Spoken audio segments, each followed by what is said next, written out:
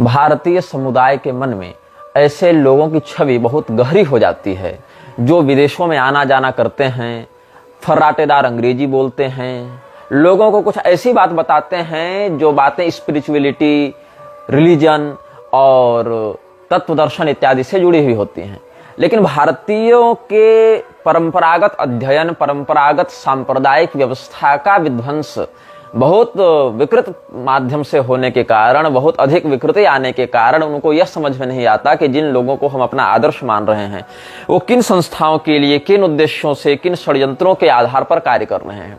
यही कारण है कि अपने पारंपरिक आचार्यों की उपेक्षा करते हुए, उनको गाली देते हुए, उनको देश की दुर्दशा का उत्तरदायी बताते हुए आज का हिंदू समाज उन्हीं पाखंडियों के पीछे भागता है जो पाखंडी विदेशी सत्ताओं के द्वारा पोषित होकर सनातन धर्म के लोगों को आकर्षित करके उनको मूल सिद्धांत के विरुद्ध ले जाने का कुप्रयास करते रहते हैं।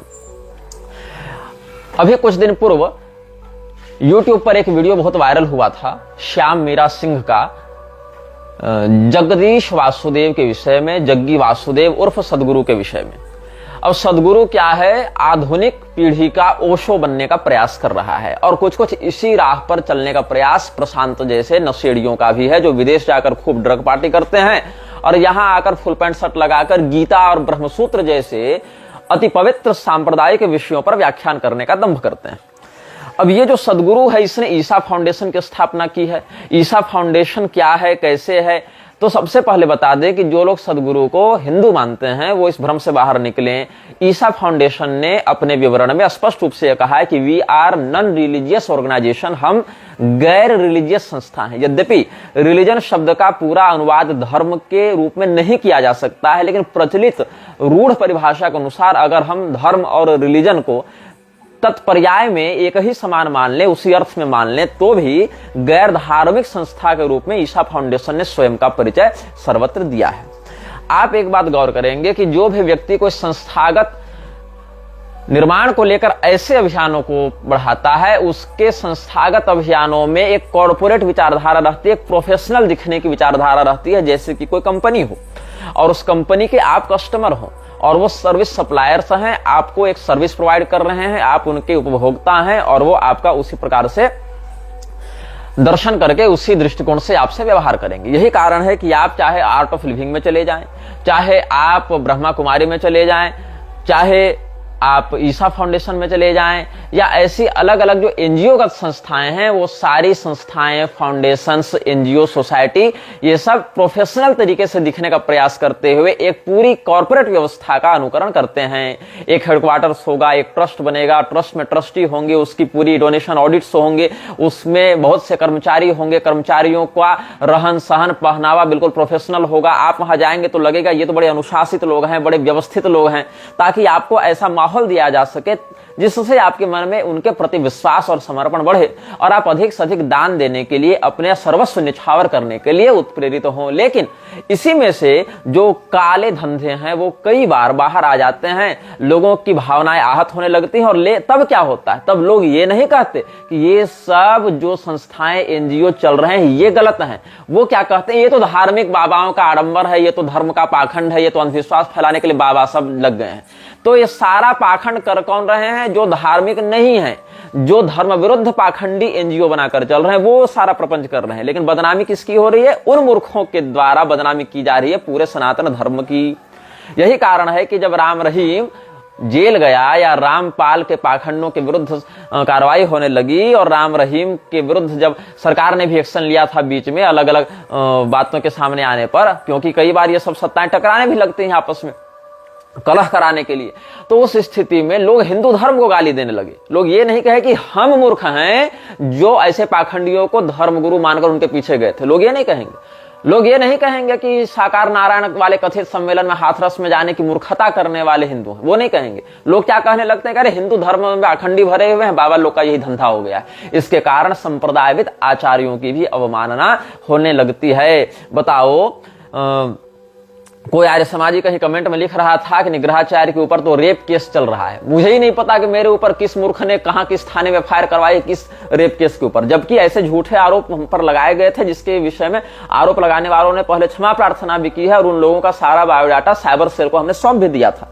उसी समय के। देखो ऐसी ऐसी बातें चल रही हैं, अप्रामाणिक बात है, इसको अपने डाटाबेस में तुम एंट्री कर लेना कि ऐसी बातें चल रही हैं। तो जो आरोप प्रत्यारोप है वो एक भिन्न विषय है, लेकिन जो सिद्ध बातें हैं उनमें भिन्न विषय होता है।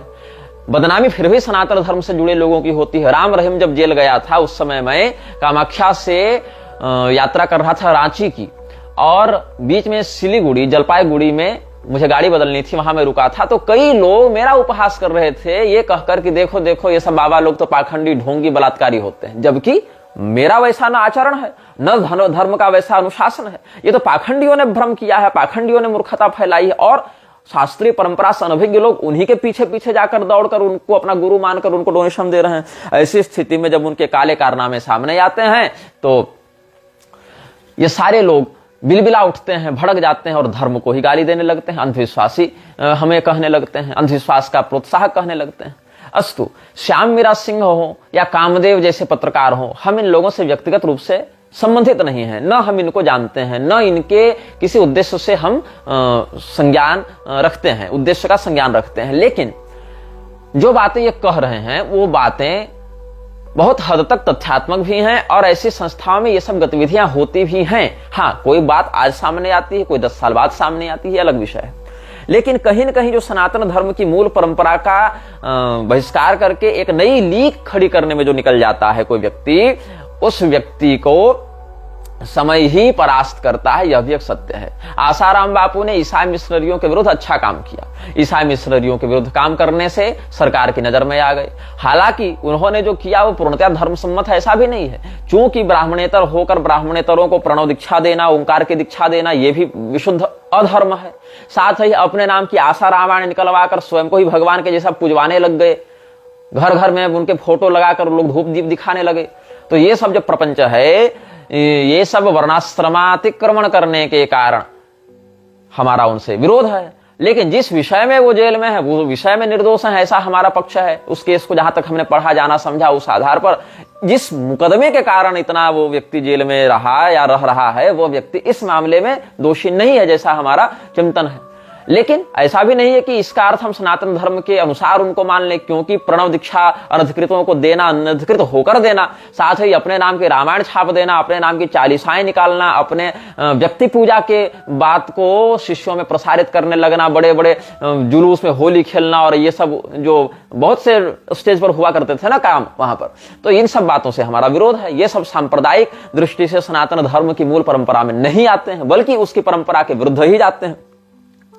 तो सदगुरु या जग्गी वासुदेव जो इसका नाम प्रचलित है, उसका विरोध आज के वामपंथी बहुत करते हैं, आज के लिबरल्स बहुत करते हैं। लेकिन ये लिबरल और वामपंथी ये नहीं जान पाते कि दरअसल ये तो उन्हीं के पार्टी का व्यक्ति है। ये इनको लगता है ये हिंदू धर्म का प्रचार कर रहा है, जबकि ऐसा नहीं है। देखो, रावण का महिमा मंडन करना हो या आर्य बाहर से आक्रमण करते हुए आए, ये सब बातें कहनी हो, मतलब जो आर्यन माइग्रेशन थ्योरी जो ईसाइयों ने भारत में लागू करने का प्रयास किया था, उसका विषय हो, चाहे शिवरात्रि के नाम पर आयोजन करके अली मौला पर नाचना हो, चाहे योग का हिंदू धर्म से संबंध नहीं ऐसा मूर्खतापूर्ण वक्तव्य देना हो, ये सब सनातन धर्म को विकृत करने वाले ही कार्य हैं। तो क्या हुआ था, मिलक्षराज की संस्था फ्रीमेसन्स का ये बड़ा चहेता पालतू है। कौन? जग्गी वासुदेव। और जग्गी वासुदेव ने चेन्नई में अधिवेशन जो फ्रीमेसन्स का हुआ था उसमें भाषण भी दिया था 1 घंटे तक। तो आप ईसा फाउंडेशन की ही वेबसाइट्स पर ये सब देख सकते हैं, जहां पर ये कह रहे हैं कि सदगुरु was in Chennai on November 22, 2012 to give the keynote speech at the 12th conference of Masonic Grand Lodges। Masonic Grand Lodges का जो 12वां कॉन्फ्रेंस हुआ था, उस अधिवेशन में 22 नवंबर 2012 ईस्वी को जग्गी वासुदेव ने चेन्नई में भाषण दिया था और इनॉग्रेट भी किया गया था जो मैसोनिक ग्रैंड लॉजेज का जो 12th कॉन्फ्रेंस हुआ था चेन्नई में, उसके लिए, जिसमें 200 फ्रीमेसन्स के उच्चाधिकारी वहां पर आए हुए थे 50 देशों से। तो क्या कहता है ये कि फ्रीमेसन्स का वैश्विक शांति निर्माण में क्या योगदान है, इस विषय पर हम चर्चा करेंगे। जबकि विश्व की शांति को भंग करने के लिए ही वृक्षराज कार्य कर रहा है, क्योंकि शांति रहेगी तो कलह नहीं होगा, कलह नहीं होगा तो कलिपुरुष दुर्बल होगा। इसीलिए कलिपुरुष को उन्नत बनाने के लिए कलह की आवश्यकता है, कलह के लिए फ्रीमेसन्स, इल्यूमिनाती इत्यादि की आवश्यकता है। तो क्या कहते हैं ये लोग, over 200 highly placed members of the Freemason society from over 50 countries participated in the conference which sought to explore the role of Freemasonry in universal peacekeeping, one world religion, new world order इत्यादि अवधारणाओं को खुलेआम support करने वाला यह जो जग्गी वासुदेव है, ये फ्रीमेसनरी की इसी विचारधारा को, न्यू वर्ल्ड ऑर्डर को, एजेंडा को विकसित करने में, सफल बनाने में लगा हुआ है। और जैसे अमेरिका हो या अलग अलग इस प्रकार के मिशनरी पोषित देश हों, उनके लिए कार्य करने वाली संस्थाएं हों, वो जिस प्रकार का कार्य अपने क्षेत्र में कर रहे हैं, भारत में भी ये व्यक्ति कॉन मैन, जिसको हम कहना चाहेंगे, जो कि एक छद्म रूप अलग बनाता है, कार्य कुछ और करता है और यहां पर वही करने में लगा हुआ है। इसकी पत्नी, जिसका नाम विजया या विजी भी ये लोग कहते हैं, उसकी मृत्यु संदिग्ध अवस्थाओं में हुई थी और मृत्यु से जुड़े हुए बहुत विवाद हैं जो आपको ऑनलाइन भी प्राप्त हो जाएंगे। तो क्या हुआ था कि कोयम्बटूर में 2018 में इसने महादेव की एक प्रतिमा आदि योगी के नाम से स्थापित की। ये व्यक्ति भगवान महादेव को भगवान नहीं मानता है। तुम लोगों को लगता है ना कि शिव जी का बड़ा भक्त है, नहीं। इसके लिए शिव जी कौन है? इसने कहा था कि शिव जी तो 15,000 साल पहले उत्पन्न हुए एक कबीलाई थे, और ये सब मोदी की उपस्थिति में ये सब ने कहा था। तो ये जो है एक ऐसी बकवास किया कि शिवजी मात्र 15,000 साल पहले शिव नाम का कोई व्यक्ति था जो कि योग का आश्रय लेकर आदि योगी बन गया। सबसे पहले उसी ने योग का आश्रय लिया और इतनी बड़ी शक्तियों से युक्त हो गया। मतलब है शिव जी को परमात्मा नहीं मानते, परब्रह्म नहीं मानते। भगवान महादेव का जो वेदों में स्वरूप वर्णित है, पुराणों में स्वरूप वर्णित है, आगमों में स्वरूप वर्णित है, या उन वेद पुराण आगमों के वेत्ता आचार्यों के ग्रंथों में जो उनका स्वरूप वर्णित है, वो ये नहीं मानता। ये क्या मानता है कि शिव नाम के, जैसे अमीश त्रिपाठी इत्यादि ने बकवास नहीं लिखी थी शिव कबीला और विष्णु कबीला करके, तो ये सब कबीलाई मानसिकता के लोग हैं। ये कहते थे कि 15,000 साल पहले शिव नाम का एक व्यक्ति हुआ था जिसने योग मार्ग का आश्रय लेकर, योग की खोज करके योग मार्ग का आश्रय लेकर दिव्य शक्तियों से स्वयं को युक्त कर लिया, और वही हमारे आदि योगी शिव हैं। तो शिव जी की जो बड़ी प्रतिमा इसने लगवाई, वो भी संपूर्ण प्रतिमा नहीं, खंडित प्रतिमा इसने लगवाई। वो जो बड़ी 118 फीट की मूर्ति नहीं लगवा रखी है इसने, तो या उतने ही कुछ ऊंचाई है उसकी।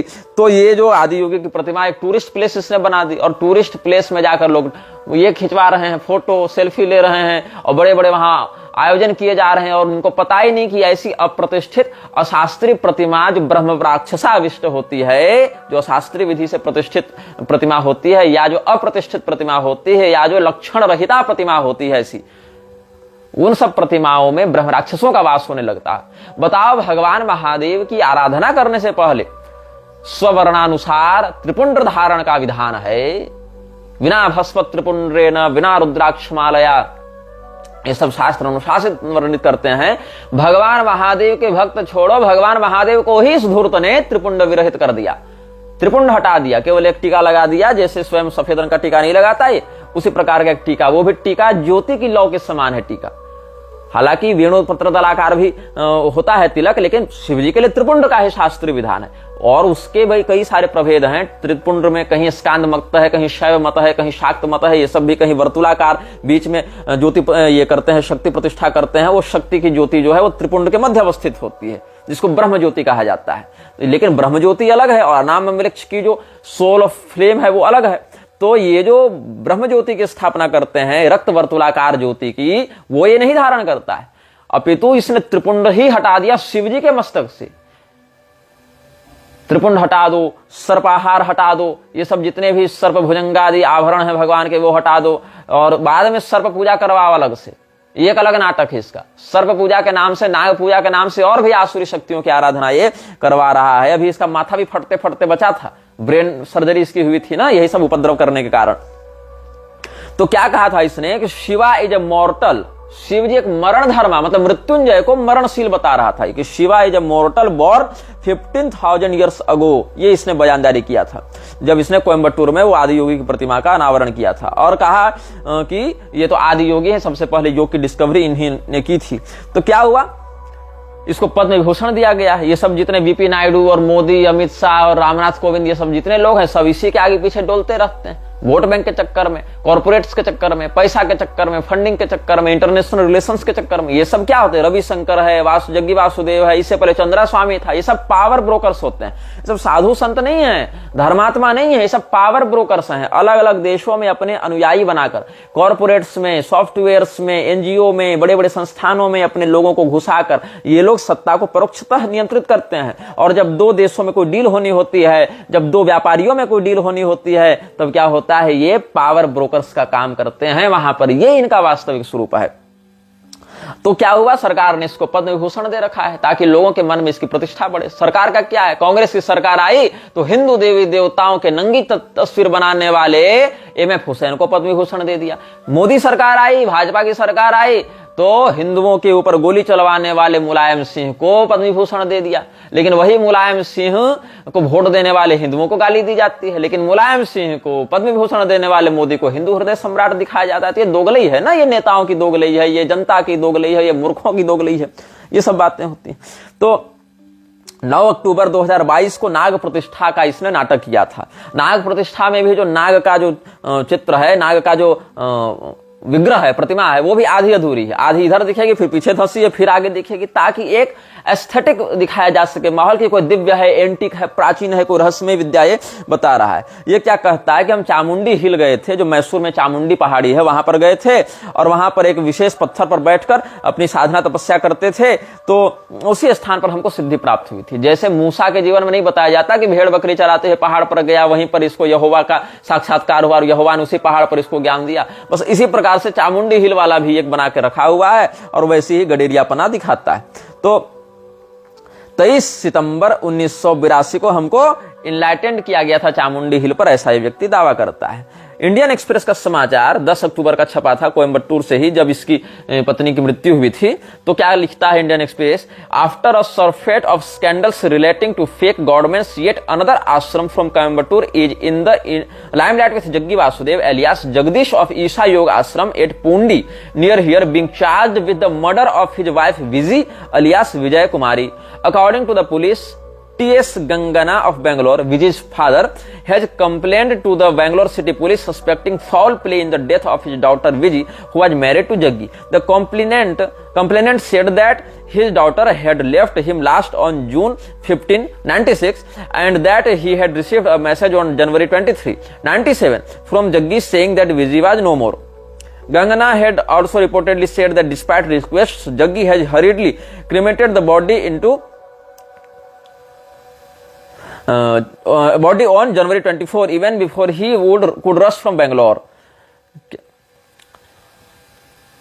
He has also said that burning the body was not the custom in their community. Jaggi had seemingly chosen this method for disposing the mortal remains of Vijay. Gangana suspects Jaggi of having done Vijay to death to facilitate his illicit relationship with an other inmate of the ashram. ये लगभग हम समझते हैं कि 30 साल पुरानी, 28 साल पुरानी प्रति है, 29 साल पुरानी लगभग है ये पेपर कटिंग, इससे थोड़ी धुंधली लग रही है।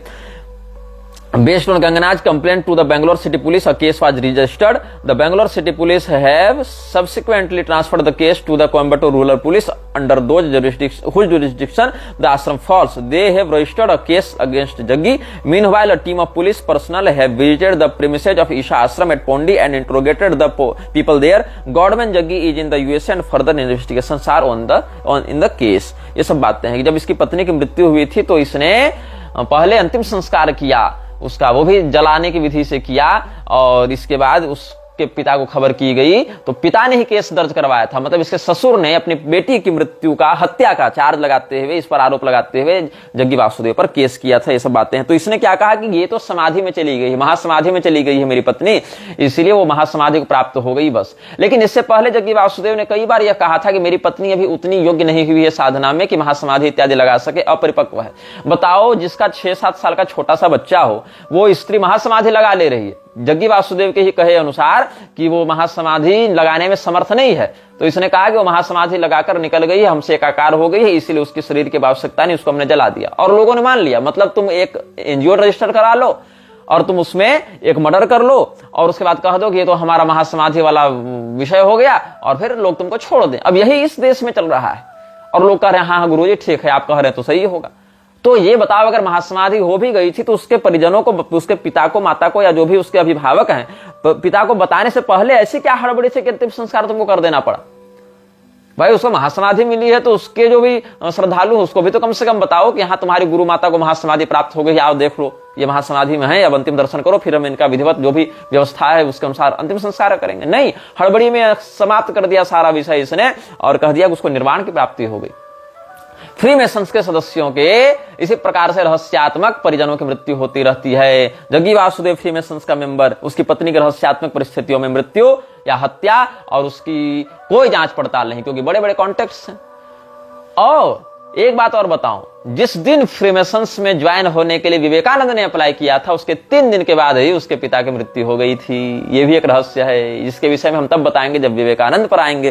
खैर, अब हम यहां ये बता रहे थे कि जैसे इस्कॉन ने भगवान कृष्ण को उठा लिया चैतन्य महाप्रभु के संप्रदाय से और उनका शास्त्रीकरण कर दिया, उनका कॉर्पोरेट उनको बनाकर उनके नाम पर खूब बिजनेस चलाया, वैसे ही जग्गी वासुदेव ने शिव जी को उठा लिया और उनका बिजनेस कर दिया, उनको कॉर्पोरेट में डाल दिया।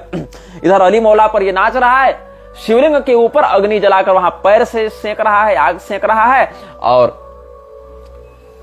आग जलाकर पैर से सेंक रहा है, उधर शिवलिंग पर कपूर जलाकर क्या क्या तामझाम कर रहा है, जबकि शिवलिंग के ऊपर कपूर जलाने का कोई शास्त्रीय विधान नहीं है, बल्कि निषेध होता है इस प्रकार देव प्रतिमाओं के साथ हस्तक्षेप करना। और काशी के घूसखोर लोभी बहुत से पंडित उसके चरणों में लौट जाते हैं, इस धूर्त के चरणों में, जो कि खुलेआम वृक्षराज की संस्थाओं में आता जाता है और उनका समर्थन करता है। एक व्यक्ति ने बहुत पहले इसको एक्सपोज किया था, वो व्यक्ति का नाम तो मुझे नहीं पता, चैनल था उसका कामदेव के नाम से यूट्यूब पर, और उस वीडियो को लगभग 40-50 लाख लोगों ने देखा था। तो सदगुरु ने क्या किया था, कोर्ट में शिकायत की, और चूंकि नेता मंत्री से इनका उठना बैठना है, ये सारे लोग तो इन्हीं लोग के सेटअप किए हुए हैं व्यवस्था में, तो यूट्यूब को एक कोर्ट ऑर्डर देकर उस डॉक्यूमेंट्री को डिलीट करवा दिया गया था, जिसको लगभग 40-50 लाख लोगों ने देखा था उस समय। सोचो कि एक YouTube वीडियो से इसकी सत्ता इतनी प्रभावित हो गई थी और ये डर गया था, कहा नहीं नहीं इस वीडियो को हटाओ, सीधे हटाओ। अगर वास्तव में तुम सच्चे थे तो उस वीडियो के विरुद्ध तुमको बयान जारी करते कि नहीं इसमें लगाए गए आरोप गलत है, और सच्ची बात ये है, सही बात ये है। जैसे कि आजकल बहुत से लोग दुष्प्रचार नहीं कर रहे हैं हमारा, कि ये तो अपनी शादी में खुद ही पंडित बनकर विवाह कराने लगा क्योंकि सबको सबसे अधिक ज्ञानी स्वयं को मानता है। अरे मूर्खों, विवाह में जो शास्त्रीय परंपरा है उसमें बहुत से मंत्र वर को पढ़ने होते हैं, बहुत सी कन्या को पढ़ने होते हैं, बहुत से कन्या के पिता को पढ़ने होते हैं, लेकिन चूंकि दुल्हा दुल्हन या दूल्हे के माता पिता, दुल्हन के माता पिता अब वेद मंत्रों में उतने अधिकारी नहीं बचे, या फिर उनका ज्ञान नहीं है पढ़ने का, इसीलिए पुरोहित जी उन मंत्रों को उनके बदले प्रतिनिधि रूप में पढ़ते रहते हैं, दूल्हा वाला भी, दुल्हन वाला भी, माता पिता वाला भी, और कहते हैं ऐसा ऐसा करते जाओ। लेकिन जिसको मंत्रों का ज्ञान है, जिसको मंत्रों का अधिकार है, वह तो स्वयं ही मंत्र पढ़ेगा। फेरा लेने के मंत्र वर ही पढ़ता है। तो मैं मंत्र पढ़कर फेरा ले रहा था, उसी की 15 सेकंड क्लिप ये लोग वायरल करके क्या कहते हैं कि यहां तो कोई ब्राह्मण ही नहीं था, जबकि ऐसा नहीं। हमारे पक्ष से ब्रजेश पाठक जी गए हुए थे, सुमन पाठक जी गए हुए थे, ये दोनों वो सारा कर्मठ करा रहे थे, हमने इनको यथायोग्य दक्षिणा मान सम्मान भी किया, लेकिन वो वीडियो में नहीं आए क्योंकि वो किनारे बैठे थे, वीडियो तो किसी ने खींच कर डाल दिया था। तो इस बात को न समझने के कारण लोग मूर्खता करते रहते हैं। तो जो कोई आरोप लगाता है उस स्थिति में जो सत्य है वो बताया जाता है, न कि रिपोर्ट भेजकर और उस वीडियो को ही डिलीट करवा दिया जाता है अपने राजनीतिक ताकत का प्रयोग करते हुए। तो क्या हुआ कि जो उसकी वाइफ थी विजया कुमारी, जिसको विजी कहा जाता है, वाइफ के व्यक्तिगत जीवन पर तो हम ज्यादा कुछ नहीं कहेंगे, लेकिन ये कहा जाएगा कि जो पब्लिक में उसने अपनी वाइफ की मृत्यु की बात कही, उसने कहा महासमाधि। अब महासमाधि क्या है, व्यक्ति की अपनी इच्छा से शरीर से निकलने की स्थिति ब्रह्म में विलीन होने की होती है, लेकिन पति यहां पर उपलब्ध हैं और स्त्री ही निकल जा रही अपने 6 साल के बच्चे को छोड़कर। ये कितनी मतलब विचित्र बात है, 7 साल के अपनी संतान को छोड़कर पत्नी महासमाधि में निकल जा रही है, और इतनी गजब महासमाधि होती है कि उसके पिता को भी नहीं बताया जाता है कि तुम्हारी बेटी को महासमाधि हो गई है। पिता को भी कब बताया जाता है, जब सारा का सारा अंतिम संस्कार ये सब हो चुका होता है, वो सारा हड़बड़ी में काम करके और फिर बताया जाता है कि ऐसा ऐसा हो गया, अब तुम्हारी बेटी को महासमाधि हो गई, हमने सारा काम धंधा कर रखा है। ये सब बातें होती हैं। तो क्या है, ओशो की अंतरराष्ट्रीय प्रसिद्धि से प्रेरणा लेते हुए जग्गी वासुदेव ने भी ऐसा ही धंधा प्रारंभ किया और ओशो की ही नक्शे कदम पर चलते हुए ये सारा कार्य अपना कर रहा है। ये क्या कहता है, the same dimension that made Krishna और Jesus who they were exists within you and people around you too. It just needs your attention to blossom. ये भगवान कृष्ण को भी भगवान नहीं मानता, ये भगवान कृष्ण को जीसस के तुल्य मानता है। ये देखो जितने भी ये सब फ्रीमेसन्स के पैसे से पल रहे हैं ना, सारे लोग जीसस और कृष्ण को एक जैसा दिखाने का प्रयास करते हैं। चाहे फ्रीमेसन्स के फोर्ड के पैसे से पलने वाला प्रभुपाद हो, चाहे फ्रीमेसन्स के पैसे से पलने वाला जग्गी वासुदेव हो, चाहे फ्रीमेसन्स के द्वारा बोस्टन में फंडिंग प्राप्त किया हुआ योगानंद हो, ये सारे लोग जो जीसस और कृष्ण को एक बताते फिरते हैं ना, ये सारे लोग एक ही संस्था से पैसा पा रहे हैं, एक ही संस्था से फंडिंग पा रहे हैं, और वो संस्था फ्रीमेसन्स है, जो मृक्षराज की संस्था है। Christ is a possibility in every human being. It needs to be raised. That is not religion, but the spiritual process. एक इन्होंने एक नया टर्म निकाल रखा है, स्पिरिचुअल प्रोसेस, और हर व्यक्ति अपने अनुसार स्पिरिचुअलिटी बेच रहा है। हम जो कह रहे हैं वो स्पिरिचुअल है, स्पिरिचुअल है। कोई मर्यादा नहीं, कोई माने मतलब नहीं, कोई कुल धर्म नहीं, कोई वर्ण धर्म नहीं, कोई सांप्रदायिक गुरु परंपरा नहीं, बस स्पिरिचुअल है, स्पिरिचुअल है। ले लो, कूपन काटो, पैसा दो, स्पिरिचुअलिटी ले लो, और इसमें सब आ जाएंगे। और यहां पर जीसस की तुलना भगवान राम से भी करता है। Why Ramayana Jesus are an inspiration, कि जीसस और राम से हम क्या प्रेरणा ले सकते हैं, इस पर इसका पूरा एक ये डिस्कोर्स वर्णित है, इसका एक पूरा लेक्चर है। क्राइस्ट जो है हर मनुष्य की एक संभावना है। इस क्राइस्ट की संभावना को जगाने की आवश्यकता है। अपने हृदय के क्राइस्ट को पहचानो, ईसाई के भाव को धारण करो, ईसा बन जाओ, ईसाई के समान व्यवहार करने लगो, ये इसका है। अब बताओ इसके जो ये चेले हैं ये कितने मूर्ख हैं। एक ट्विटर हैंडल मुझे दिखा था ट्विटर में, स्ट्रिंग रिविल्स के नाम से, ये क्या दिखा रहा है, क्या कहता है, दैट्स वाई, मतलब सदगुरु के किसी बात को कोट करते हुए इसने लिखा था, that's why I always hold Sadhguru one step above God, remembering his words, this is not a culture of worshipping gods, this is a culture of god making. क्या कहा इसने, जग्गी वासुदेव ने क्या कहा था, ये हमारी जो संस्कृति है वो देवताओं को पूजने वाली संस्कृति नहीं है, देवता बनाने वाली संस्कृति है। और यही कारण है कि इसके चेले कहते हैं कि that's why I always hold Sadhguru one step above God, इसीलिए हम सदगुरु को ईश्वर से एक स्टेप ऊपर मानते हैं। सदगुरु मतलब कोई सदगुरु नहीं, सत संप्रदाय का उपदेशक देशिक गुरु नहीं, सदगुरु इसका नाम है, इसका नाम ही सदगुरु है, इसने अपना नाम ही सदगुरु रख लिया है। और इसने यह कह दिया, तुमको लग रहा है हिंदू धर्म का प्रचार कर रहा है ना, शिव जी का प्रचार कर रहा है, अरे ये क्रिसमस भी मनाता है, अली मौला भी करता है, और शिवरात्रि भी मनाता है, और सब करता है।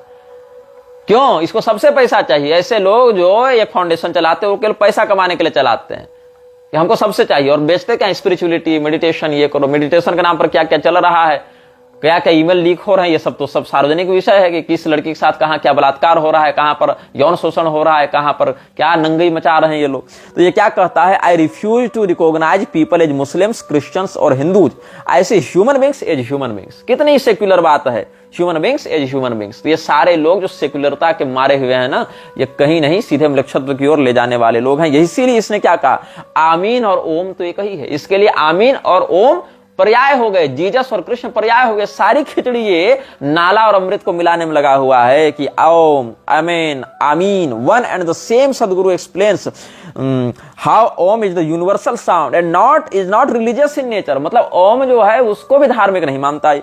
Sadhguru explains that yoga is a technology and religion has nothing to do with it. Yoga is Hindu just the way gravity is Christian. इसने कहा कि ग्रेविटी की परिभाषा, ग्रेविटी का विश्लेषण न्यूटन ने किया, ग्रेविटी का सूत्र न्यूटन ने दिया, तो क्या हम ग्रेविटी को क्रिश्चियन कह दें? वो तो एक यूनिवर्सल लॉ है। वैसे योग जो है वो यूनिवर्सल टेक्नोलॉजी है, उसको हम हिंदू नहीं कह सकते। लेकिन ये बताओ, जिन बातों को, गुरुत्वाकर्षण की जिन बातों को, ग्रेविटी की जिन बातों को न्यूटन ने बताया, क्या क्रिश्चियन जगत उन बातों को क्रिश्चियन रिलीजियस रेगुलेशंस में गिन रहा है?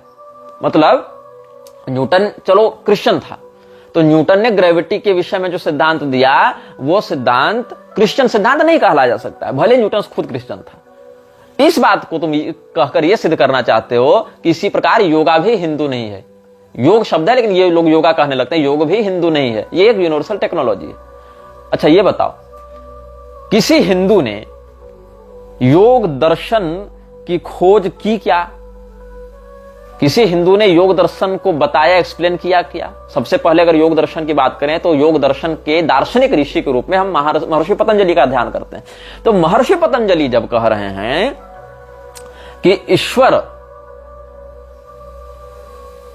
के प्रति प्रणिधान के भाव को धारण करना योग का अंग है, ईश्वर प्रणिधान क्रिया योग के अंतर्गत जब वर्णन करते हैं तो तपस्वाध्याय ईश्वर प्रणिधान आने क्रिया योग है, ये सब जो कहते हैं कि तपस्या स्वाध्याय ईश्वर प्रणिधान यह क्रिया योग का अंग है, तो तपस्या की जब परिभाषा बताते हैं, स्वाध्याय की जब परिभाषा बताते हैं तो वैदिक मर्यादा को अपनाते हुए बताते हैं, हिंदू धर्म के अनुसार बताते हैं, धार्मिक ग्रंथ के रूप में बताते हैं। ईश्वर प्रणिधान में जब ईश्वर की परिभाषा बताते हैं महर्षि पतंजलि योग दर्शन में, तो क्या कहते हैं? क्लेश कर्म विपाकाशय अपरामृष्ट पुरुष विशेष ईश्वर, क्लेश और कर्म विपाक से रहित अपर अमृष्ट पुरुष विशेष चेतन की ईश्वर संज्ञा है। वहां गॉड और अल्लाह नहीं बताते हो। फिर उसमें क्लेश की जब परिभाषा बताते हैं तो अविद्या स्मिता राग द्वेषाभिनिवेशा पंच क्लेशा ये बताते हैं। उसमें ब्रह्म जीव का भेद अविद्या है, मृत्यु का भय अभिनिवेश है, ये सब वहां पर जो बातें बता रहे हैं वो कोई ऐसी भौतिक टेक्नोलॉजी नहीं बता रहे हैं, मशीन बना दिया और गियर एक्सल लगा दिया। वो सीधे सीधे धर्म की व्याख्या ही कर रहे हैं, वो सीधे सीधे सनातन धर्म की मर्यादा के अनुसार कर रहे हैं। इसीलिए योग विशुद्ध रूप से सनातन धर्म ही है। तुम उसको ये नहीं कह सकते हो कि जैसे कोई हिंदू अगर ईमेल का आविष्कार कर दिया तो हम ईमेल को हिंदू कह दें क्या? ईमेल की टेक्नोलॉजी हिंदू हो गई क्या? हाँ, नहीं होगी, क्योंकि ईमेल का हिंदू धर्म के अनुशासन या मार्ग या प्रस्थान के रूप में वर्णन नहीं है, लेकिन योग का वर्णन है। लेकिन ये लोग क्या कर रहे हैं? इनको योग लेना है हिंदू धर्म से, लेकिन हिंदू की पहचान के बिना लेना है। इनको शिव जी लेने हैं हिंदू धर्म से, लेकिन हिंदू धर्म की पहचान के बिना लेना है। इनको ओंकार लेना है हिंदू धर्म से, लेकिन हिंदू धर्म की पहचान के बिना लेना है। ये तुम्हारा सब कुछ लेना चाहते हैं, लेकिन तुम्हारी पहचान के बिना लेना चाहते हैं। तुमसे तुम्हारा सर्वस्व छीन लेना चाहते हैं, उसको हाईजेक कर लेना चाहते हैं और तुमको तुम्हारी विरासत से दूर कर देना चाहते हैं। ऐसे पाखंडी यही इन लोगों का षड्यंत्र है। अब समझ में आ रही है बात? शिवरात्रि इसने ले ली हिंदू धर्म से और कहा कि Shivratri has nothing to do with Hindu धर्म। ये तो एक एस्ट्रोनॉमिकल इवेंट होता है। तो हमारे पास मतलब हमारा कुछ नहीं है, जो है सो तुम ले लो और उससे हमारी पहचान को हमसे अलग कर दो। कल के पैदा हुए तुम हमारे शिवरात्रि को ले लो, हमारे शिव जी को ले लो, हमसे योग ले लो, हमसे ओंकार ले लो, हमसे प्राणायाम ले लो और कह दो ये सब तो एस्ट्रोनॉमिकल इवेंट्स हैं, ये तो टेक्नोलॉजी है। टेक्नोलॉजी में क्या हिंदू और क्या मुसलमान? वाह जी वाह। तो ये इन लोगों की मूर्खता तुम समझ सकते हो कि कैसे ये लोग षड्यंत्र करते जा रहे हैं। लेना सब हमसे है, लेकिन हमारी पहचान को ही हमसे दूर कर देना है, कोई क्रेडिट नहीं देना। ये सीधी सीधी चोरी है, डकैती है। ऐसे डकैतों को तुम संत मानते हो? ऐसे डकैतों को तुम साधु मानते हो? अच्छा, इसने जो इनलाइटमेंट की बातें की हैं अपने जीवन में, क्या इनलाइटमेंट है? भारती वरदराज को जान रहे होगे तुम। भारती वरदराज वो महिला है जिसको कई बार सदगुरु की पिछले जन्म की प्रेमिका के रूप में बताया जाता है।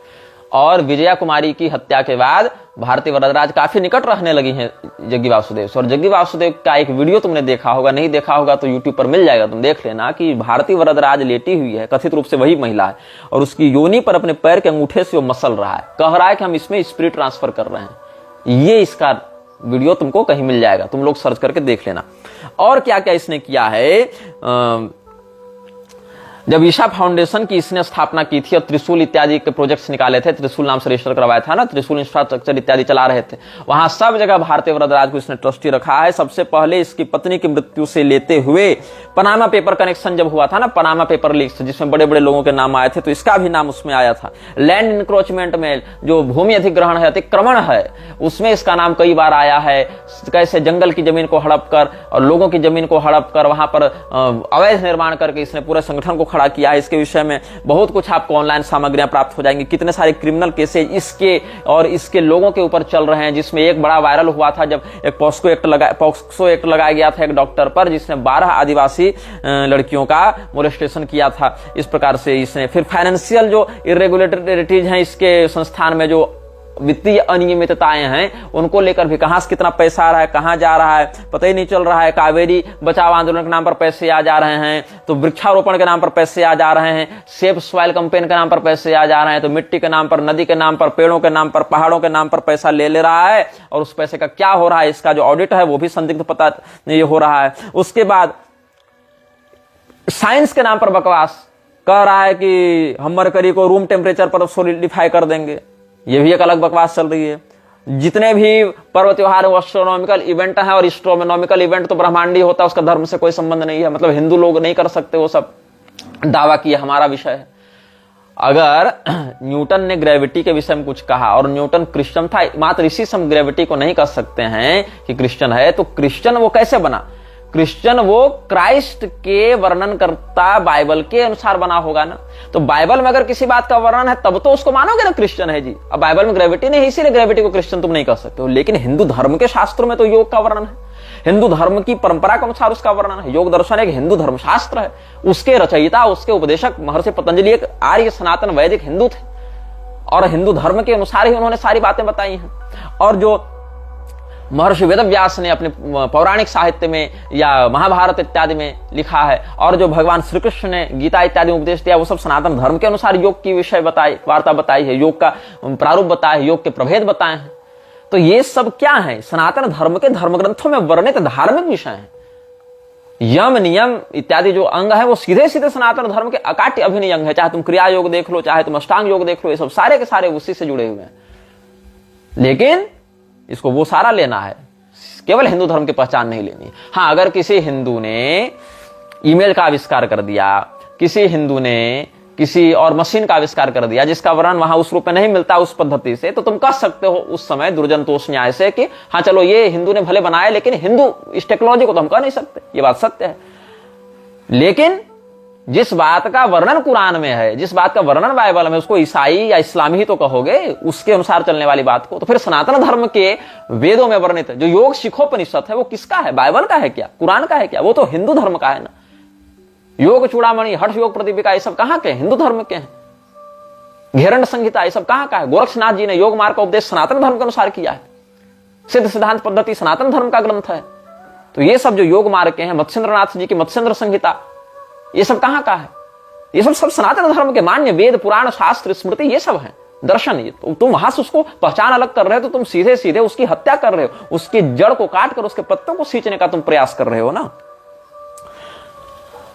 अब जितने भी ये सब बातें कहता है सदगुरु, उसमें केवल फराटेदार अंग्रेजी, घूमे फिराई बातें और पैसा लाओ पैसा लाओ पैसा लाओ, ये सब करते हुए कई सारी संस्थाएं इसने बना रखी हैं अपने फंडिंग को डाइवर्ट करने के लिए, अलग अलग संस्थाओं में फंडिंग डालने के लिए। जिसमें क्या क्या है? एक है त्रिशूल शेल्टर्स प्राइवेट लिमिटेड, जिसमें मौमिता सेन शर्मा, पुनीत नंदा, स्वामीनाथन वेलिंगिरी, भारती वरदराज, राधे जग्गी, रुक्मिणी कार्तिकेयन, ये सब ट्रस्टी हैं। फिर ईशा बिजनेस प्राइवेट लिमिटेड है, जिसमें विनोद हरि और भोजराजन राजेश, चंदर, अरुल ज्योति, ये सब नाम है। रुक्मिणी कार्तिकेयन, पलानी नाथन, रविचंद्रन, कौगलूर, इलया कुमार, अरुणगिरी, भारती वरदराज, ये सब है। भारती वरदराज लगभग सब में है।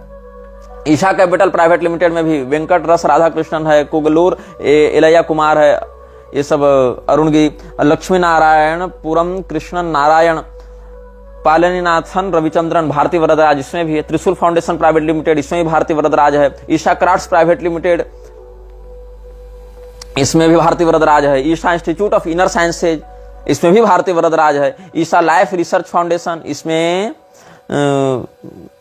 भारती वरदराज का सीधे नाम तो नहीं मिल रहा है मुझे, लेकिन राधे जग्गी इत्यादि का नाम है। Isha natural beauty products wellness private limited, ये सब में भी Krishi land farm developers, Isha naturo organic solutions, Isha Arogya private limited, Isha life fitness system private limited, Uzhavan agro solution private limited, ये सब मतलब अलग अलग तरह के जितने भी ये सब एनजीओ के स्पिन ऑफ्स बना रखे हैं ताकि अपने फंड को, पैसे को डाइवर्ट किया जा सके। पुनीत नंदा कौन है? ये वॉलंटियर था ईशा फाउंडेशन का, जो जग्गी वासुदेव और भारती वरदराज का काफी निकटवर्ती रहा है, और ये सत्या पाउल का शिष्य है, क्षमा करें, सत्या पाउल का पुत्र है।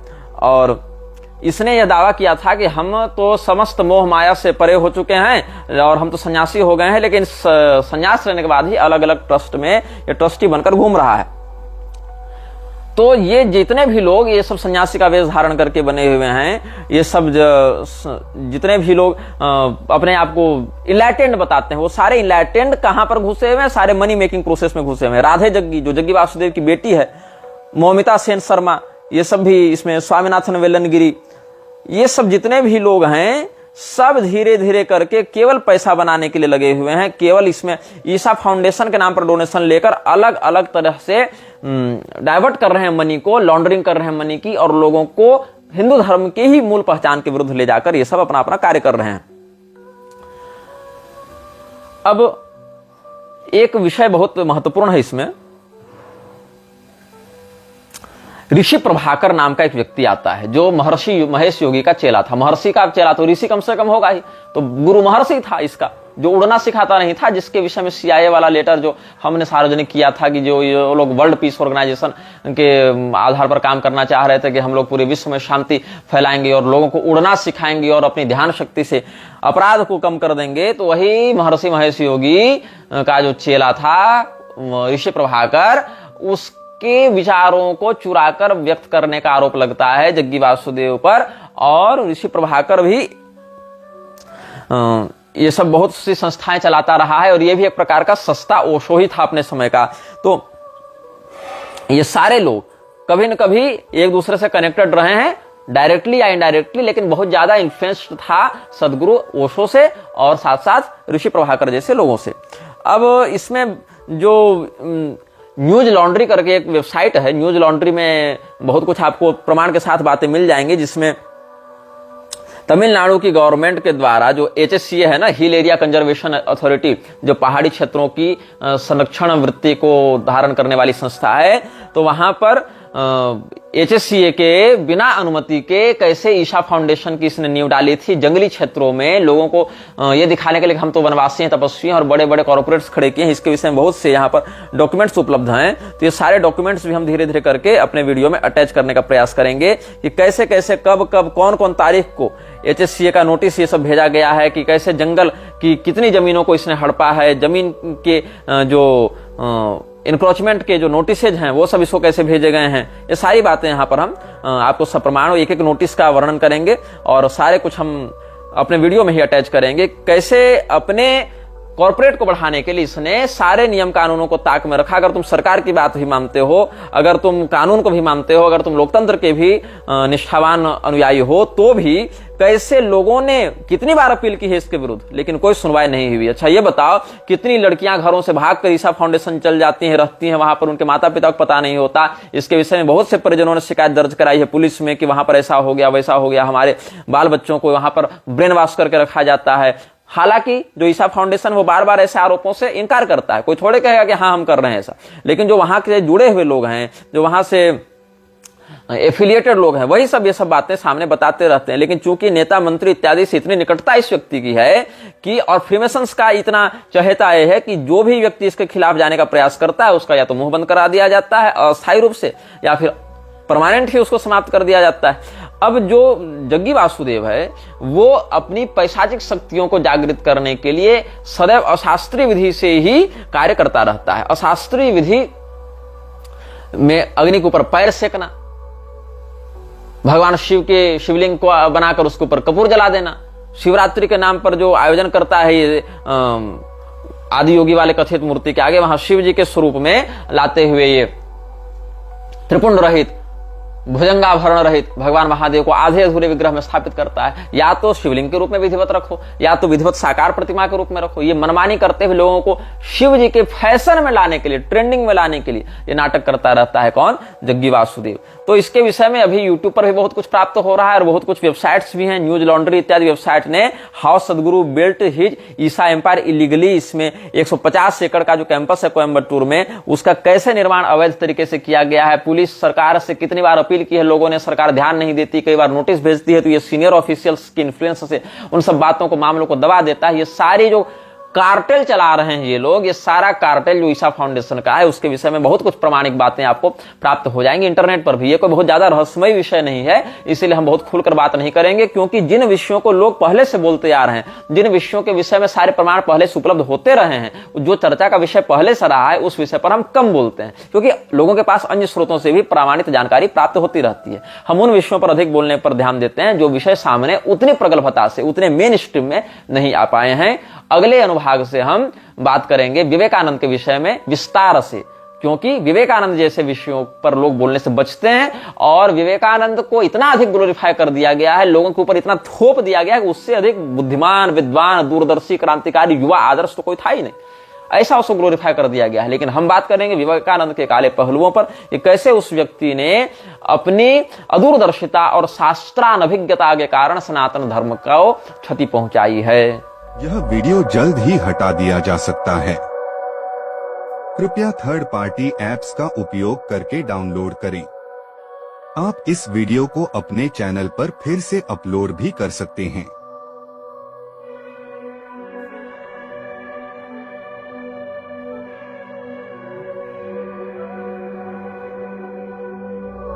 This video may get deleted soon. Please download using third-party apps. You may also re-upload this video on your channels. Thank you.